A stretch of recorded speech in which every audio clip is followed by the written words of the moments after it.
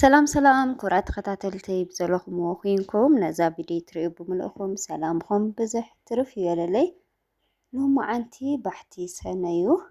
ባሕትና ናይ ሰላም ናይ ፍቕሪ ይግበረና እግዚኣብሔር ኣምላኽ ፀፅቡቑን ሰምዐሉ ሕማቑ ከዓ ዘርሕቐልና ግዜ ይኹነና ኣብ ስደት ዘለኹም ኣሕዋተይ እውን ስደትኩም መሕፂሩ ናይ ልብኹም ኩሉ ድሌታት ፈፂሙ ንዓድኹም የብልኹም ንዓኻትኩም ዝጠቅም ነገራት ዘበለ ኩሉ ሂቡ ንዓድኹም የብልኹም ዞም ኣሓተይ ሰነ ጊዜ ዘየጉዮ ሰነ ኢና በፂሕና ኒአናና ደጊም ክረምቲ እናቐረበ እዩ ወቕቲ ዝናብ እናቐረበ እዩ እግዚኣብሔር ኣምላኽ ክረምትና ሰናይ ክረምቲ የምፅአልና እናበልኹ ሎማዓንቲ እውን ብብሎግ መፂአኩም እኒአኹ ከምዚ ትሪእዎ ኣለኹም ባሕትና እስኪ ኣብ ካንሸሎ ክነውዕሎ ብምባል ኣብ ካንሸሎ ቡና ሰቲ ካብ ዘይፈልጥ ነዊሕ ገይረና ከምዚ ትሪእዎ ኣለኹም ሎማዓንቲ ግን ንምንታይ ኣብ ካንሸሎ ንፋስ ዘይንውቃዕ ኢልና ኣብ ካንሸሎ ንፋስ እናተወቃዕና ከምዚ ትሪእዎ ኣለኹም ጌርና ፈራሪሽና ምናምን ቡና እናሰተና ኢና ከምዚ ትሪእዎ ኣለኹም ኣብዚ ኣፍ ደገ ገዛይ ኮይነ ናይ 70 ካሬ ካንሸሎ ንእሽተይ ይፅብብ ዝበለ ስለዝኾነ ካርቶን ኣብኡ ክችን ኣብኡ ገለታት ኣብኡ እዩ ክችን ክብለኩም ግን ኣነ ኣብ ታሕቲ ኮይነ ሓንቲ ክላስ ስለ ዝሓዝኩ ክችን ምናምን ስለዘይብላ እያ እምበር ከከም ዲዛይኑ እዩ ኣሰራርሕኡ ደስ ዝብል ምስ ክችኑ ምስ ሽንት ቤቱን ከስርሕዎ ይኽእሉ እዮም ምናልባት ኣብ ላዕሊ ወይ ኣብ ሓዲኡ ከዓ ክችን ጥራሕ ገይሮም ክሰርሕዎም ይኽእሉ እዮም ኣብ ሓደ ሓደ ከዓ ነናይ ባዕሉ ዝኾነ ክችንና ነናይ ባዕሉ ክሽነ እኒአዎ ኣብዚ ግን ያው እቲ ካንሸሎ ኣግፍሕ ኣቢሎሞ እዮም እኒአው ንእሽተይ ስፍሕ ኢሉ ገዛ ግን ብታሕቲ ሓንቲ ተኸላሰይና እዛ ሽንቲ ቤት ጥራሕ እያ እኒኣ ዝሮ ክንቲ ኩሉ ግዜ ዝብለኩም 70 ካሬ ክትበሃል እናሃለየትሲ ከምዚ ንእሽተይ ትመስለካ እያ ነገር ግን 70 ካሬ ከም ስማ ኣይኮነት ንእሽተይ ብጣዕሚ ሓሪፍ ቦታ እዩ 70 ካሬ ኣብዚ ቡና ንኸፍልሕ ገትገስ እናበልኩ ፋንድሻ እናፈንደሽኩ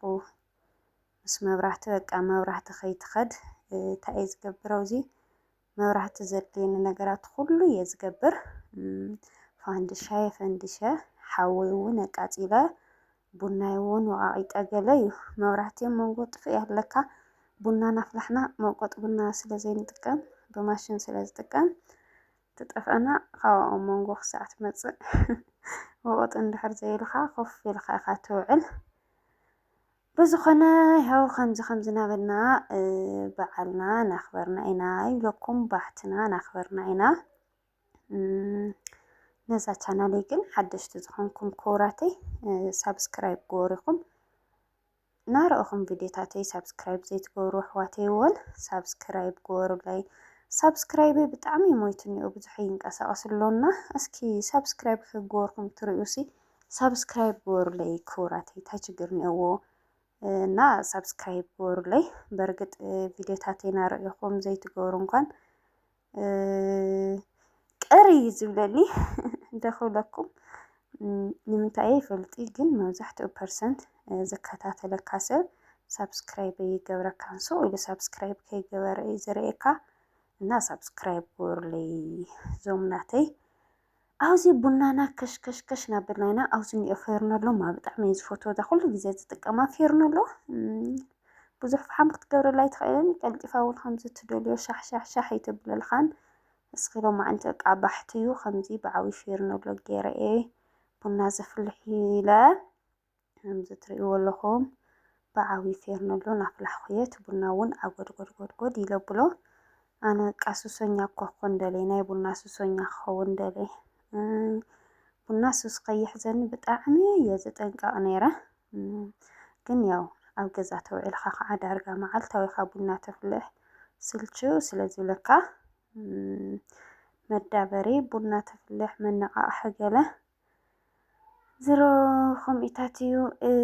ይኸው ኣብዚ ከምዚ ትሪእዎ ኣለኹም በዚ ኣጋጣሚ ግን ማለት እዩ ንትገበሩለይ ምብርትታዕ ንትፅሕፉለይ ሰናይ ኮሜንታትኩም ብጣዕሚ እየ ዘመስግን ዞም ኣሓተይ እና ሕዝውን ብርታኹም ኩሉ ግዜ ኣይፈለየኒ ሰናይ ቃላትኩም ኩሉ ግዜ ኣይፈለየኒ ናበልኩ ኣብዚ ቡና ናፍላሕኩ ዓብይ ፌርኔሎ ምኳን ፅቡቅ እዩ ከምዚ ትሪእዎ ኣለኹም ሸዊት ዒልዎ ክጠብስ እየ ጎና ጎኒ ቡና ናፍላሕኩ ሸዊት እውን እናጠበስኩ እየ ከምዚ ትሪእዎ ኣለኹም ንቀደም በሉ ዞም ሓተይ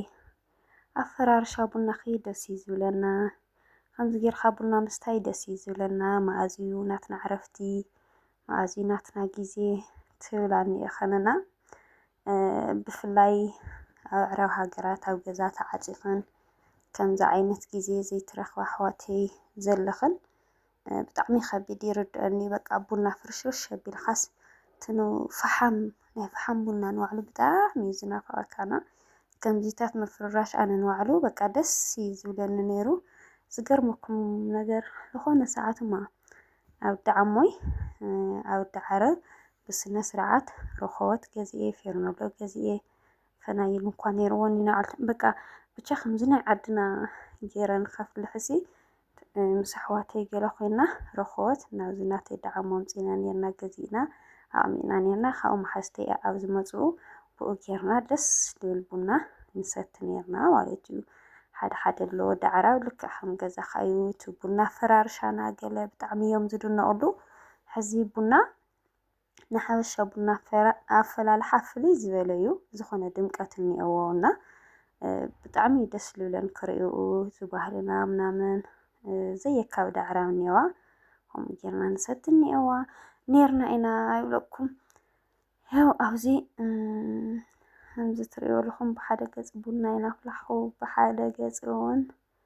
ዕፉነ ይናጠበስኩ እየ ይኸው ነዚ ይመስል ዝዕፉን እንኳን ብዙሕ ይፈተኽዎን ብዙሕ ዝሸወየ ይኾነይ ብዝኾነ ባሕቲ ስለ ዝኾነ ክንዲ ምጎና ባሕቲ ምጎ ነገር ገለ እዩ ዝብላዕ ይመስለንና ክንዲ ምጎና ኢና ኣብዚ ጠቢስና ፋንድሻና ፈንዲሽና ገለ ኣብዚ ቡናና ፈሊሑ እዩ ንቐደም በሉ ቡናና ወሪዱ እኒኦ ኣብዚ ምሳይ እኒአው ዕምበባ እናነስነሱ ናብ ምድሪ እዮም ነስሕቑን ኣለዉ ንምንታይ ግን ይብሎም ኣለኹ ኣይ ባህልና እንድዩ ይብሉን ኣለዉ ግን ንምንታይ ዕምበባ መጎስ ናብ ምድሪ ንምንታይ ይንስነስ ንምንታይ እዩ ዝንስነስ እስኪ ኮሜንት ፃሓፉለይ ትድግፍዎ ዶ ከምኡ ኣነ እንኳን ሰው ኢለ ኣጋጣሚ ዝፈሰሰ ገለ ተዘይኮይኑ ካብዚ ብጭር ምባል ገለ ብጭር የብልና ቀደም በቃ ዕምበባ ተፈንዲሽካ ገለ ናብዚ ምድሪ ንምንታይ እናተባህለ ይፈልጥ ከምኡ እዩ ዝግበር ነይሩ ኣብዚ ትልዕል ትልዕል ይብለኹ ቡና ገዲፈ ያው ብደገ ጋሻ መፂሲ ቁርሲ ቡና ገለ ኢና ነትሕዞ ኣለና ልኾም እየ ትልዕል ትልዕል ዝብለኹ ኣብ ቡና ኮፍ ኢልካ ትልዕል ትልዕል እንኳን ደስ ኣይብልን ነገር ግን ብከምኡ ምክንያት ትስእ ዝብለኹ ቡናና ነዚ ይመስል ውዕለና ነዚ ይመስል ነይሩ ካብኡ ፅባሕ ወይ ድሕሪ ፅባሕ ዕዳጋ ሓሙስ ከኸድ ይሓስብ ኣለኹ እሞ ደቂ ዕዳጋ ሓሙስ ወይ ከዓ ኣብ ዕዳጋ ሓሙስ ትደልይዎ ነገር እንድሕር ደኣ ሃልዩ ፀሓፉለይ እሞ ምናልባት ኣመቻችየ ከምፅአልኩም እየ ማለት እዩ ኣርስዋይ ያው ትምህርትና ወድአት ስለ ዝኾነት ኣርስዋይ ከምፅኣ እየ ክኸድ እዛ ማዕረይ ትምህርታ ትውድእላ እያ ኣርሲ ጓለይ ሒዘያ ክመፅእ እየ ክሳዕ ግንቦት 30 ትምህርቲ ክዕፀ እዩ ተባሂሉ ነይሩሲ ግንቦት 30 ንኽትኣክል ልዕለይ ኣርስዋ እያ በቃ ግደፍዋ ግንቦት 30 ግንቦት 30 እያ ናበለት ነይራ ኣጋጣሚ ኮይኑ ልዕለ 7 በዓል ወለዲ ተባሂሎም ይተዓፅየን በቃ ንዕውሰድ ንዕለ 30 እያ ናበለት ነይራ ብጣዕሚ ከም ንፈቓል ተለዓለ